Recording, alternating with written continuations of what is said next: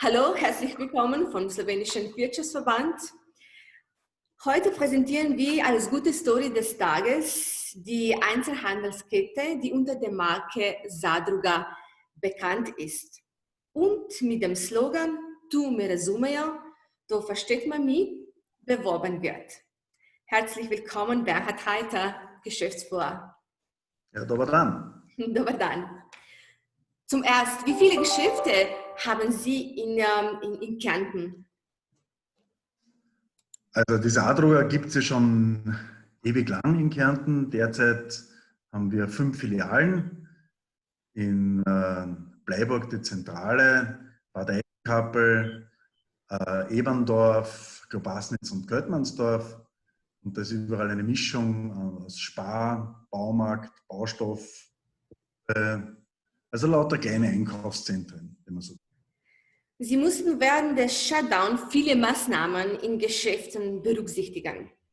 Von Schutzmasken, Desinfektionsmitteln, Abstand halten und so weiter und so weiter. Was davon war für Sie bei der täglichen Arbeit am schwierigsten umzusetzen? Also das war natürlich eine ziemliche, weil es permanent wechselnde Verordnungen und Anforderungen gegeben hat, wo man laufend darauf reagieren musste. Kurzarbeit, ja oder nein, zusperren, ja oder nein, was dürfen wir verkaufen, welche Sortimente dürfen wir verkaufen, wir schließen bestimmte Sortimente wie Mode, Spielwaren, andere Geschäfte halten das offen. Haben wir das fehlerhaft gemacht oder nicht? Es war natürlich eine Vielzahl von Entscheidungen, die zu treffen waren. Aber ich glaube, die größte Herausforderung war die Einhaltung der Hygienerichtlinien sicherzustellen, die ja permanent adaptiert, verschärft worden sind. Und das war für unsere Mitarbeiter schon eine große Anstrengung, Herausforderung. Die normale Arbeit, und normal kann man hier gar nicht sagen, weil sie haben Überdurchschnittliches geleistet, dann auch unter diesen strengen Hygienerichtlinien durchzuführen. Und man muss sich das vorstellen, wenn man wirklich Regale räumt, schlichtet, wenn die Leute in Panik die Geschäfte stürmen und sich gegenseitig die Nudeln, die ausgegangen sind, aus den Einkaufswagen herausnehmen, wo die Mitarbeiter mit dem Schlichten der Regale nicht mehr nachkommen, dann wirklich unter größter körperlicher Anstrengung dann mit der Maske arbeiten mussten. Das war schon eine große Herausforderung für alle. Und das war eine schwierige Situation. Auch hier die Motivation aufrechtzuerhalten, aber jeder hat gewusst, wofür er das tut und warum das notwendig ist. Und da haben die wirklich tolle Arbeit geleistet. Aber Sie haben auch kreative Lösungen in dieser Zeit auch gefunden. Sie haben zum Beispiel Lieferungen nach Haus. Das haben Sie auch gehabt, oder? Wie hat das funktioniert? Ja, wir haben einiges gemacht. Es haben sich natürlich massiv die Geschäftsmodelle verändert. Ja, also wir haben gesehen, dass der Onlinehandel massiv zunimmt, dass Amazon und links und rechts überholt. Also wir durften nicht verkaufen, aber Amazon durfte zustellen.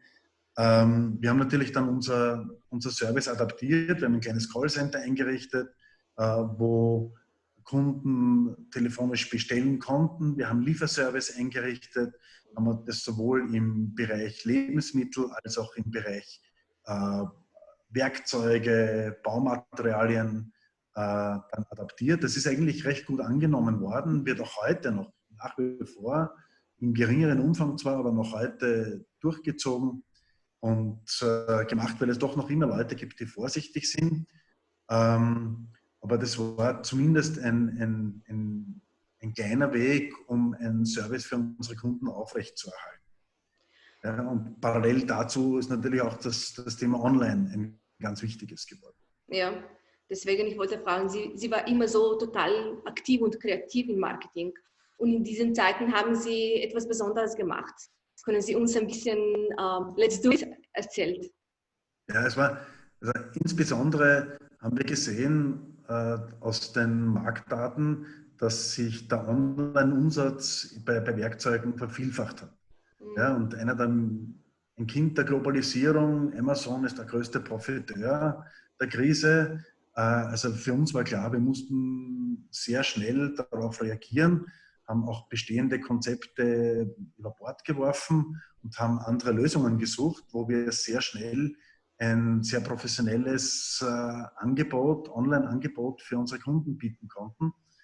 Haben in der Zeit die ganzen Baumärkte auf die Marke Let's Do It umgestellt, um auch von den Marketinginitiativen und Lösungen, die Let's Do It als Einzelhandelsmarke bietet, umsetzen zu können. Also wir haben eine Markenumstellung gemacht in allen Geschäften, was ein großer Aufwand war, alle Märkte umzubauen, mit Let's Do It zu rebranden. Wir mussten entsprechende EDV-Schnittstellen bauen, programmieren. Wir haben gleichzeitig einen Webshop mit adaptiert. Wir haben eine Handy-App mitentwickelt, adaptiert, die gleichzeitig Kundenkarte ist. Also wir haben eigentlich eine komplett neue Lösung in diesen 4 Wochen des Shutdowns aus dem Boden gestampft, die uns heute im rückblickend gesehen natürlich einen großen Nutzen bietet. Können Sie vielleicht die Webseite jetzt teilen mit uns, dass wir... Ja, also wie gesagt, also diese Lösung ist sowohl auf dem Computer verfügbar, also wo wir auf der einen Seite eine Kundenkarte haben, wie wir sie hier sehen. Mit dieser Kundenkarte kann der Kunde einkaufen gehen und kann damit auch spezielle Angebote übernehmen. Aber in dieser Web sind natürlich nicht nur die Kundenkarte drinnen, sondern es ist ein kompletter Webshop, wo wir von sehr günstigen Angeboten angefangen, Informationen über die richtige Handhabung, natürlich jetzt zum Beispiel hier das wichtige Thema Grillen sehen und wo wir dann auch vertiefend einsteigen können in entsprechende Produkte, in bestimmte Lösungswelten. Da gehen wir da zum Beispiel in die Werkzeugwelt, wo ich mir unterschiedliche Geräte anschauen kann, vergleichen kann miteinander, spezielle Angebote auch habe. Ich kann mir die Produkte nach Hause liefern lassen oder auch in die Filiale zur Abholung liefern lassen. Diese Webseite ist das eine, aber heute ist natürlich alles mobil und ohne eine entsprechenden Handyfunktion braucht man heute solche Lösungen gar nicht starten. Und das haben wir also hier auch gemacht. Also wir haben dieselbe Lösung aufs Handy gebracht, sodass wir hier, wie man sagt, eine wirklich durchgängige Omnichannel-Strategie haben, vom Handy über den Computer bis hin zu dem stationären Handel. Der Kunde kann zu Hause die Lösung sich anschauen, kann sich informieren, kann dann ins Geschäft gehen, kaufen oder umgekehrt. Er kann sich im Geschäft anschauen, überlegt noch, geht dann nach Hause, bestellt es dann über das Handy. Also hier kommen wir natürlich den Bedürfnissen des modernen Menschen, des mobilen Menschen sehr nahe und können ihn dort abholen, wo er ist.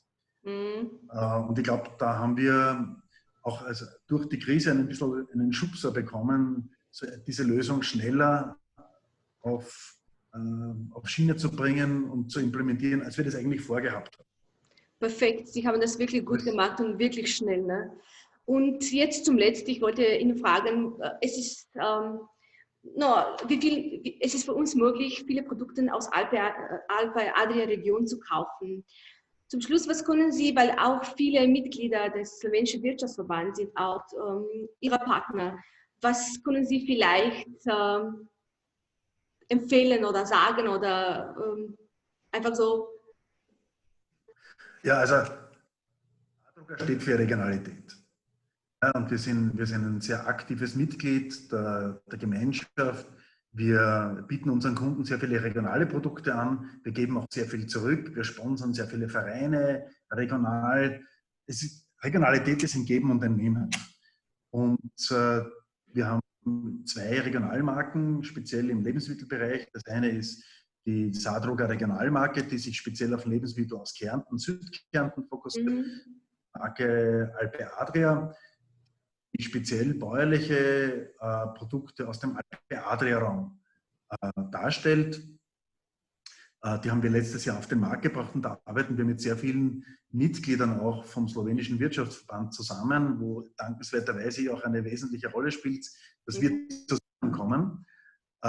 Und genau diese Fokussierung auf Regionalität. Ich kann nur jedem raten, diese Richtung beizubehalten, weil das genau das ist, das lernen wir jetzt in der Krise oder im Verhalten der Kunden nach der Krise, dass Regionalität, Authentizität verstärkt nachgefragt werden. Ja? Weg vom Mainstream, weg vom Massenprodukt, weg vom Produkt, das aus Spanien oder wo auch immer her gebracht wird, auch wenn es ein Bio-Pickel hat. Die Leute wollen wissen, wo kommt es her, wo sind die Transportwege gering, gibt es eine regionale Wertschöpfung und konzentrieren sich verstärkt auf diese Produkte. Und ich kann nur jedem raten, diesen Weg, der diesen Weg begonnen hat, einzuschlagen, beizubehalten. Ja. Für uns sind diese Lieferanten verstärkt wichtig für uns, ja, weil unsere Kunden uns danach fragen. Ja. Wir werden unsere Angebote in dem Bereich vertiefen und ich kann nur jeden praktisch dazu anhalten, behaltet die Authentizität bei, die Regionalität bei. Man muss nichts überautomatisieren oder industrialisieren. Ein gutes, lokales, regionales Angebot, das ist die Zukunft und wird verstärkt nachgefragt werden. Genauso bekommen wir es von unseren Kunden auch mitgeteilt. Vielen Dank und alles Bestens und wir sehen uns bald. Ja, hoffe ich. Also, ja. Schönen Tag noch. Ja. Lebt alle. Also, Baba.